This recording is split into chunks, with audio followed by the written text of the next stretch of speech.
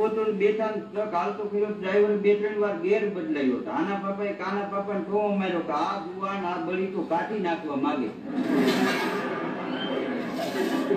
આનાથી નીકળશે નહીં.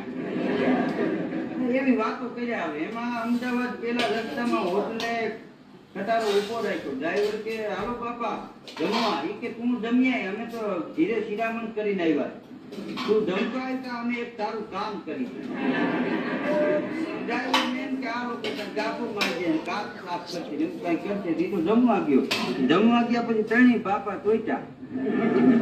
ડુંગળી ઉપાડે, મૂળો ઉપાડે, એમ ડિપ્રેશન માંથી ગેર કાઢીને મૂકી દીધું.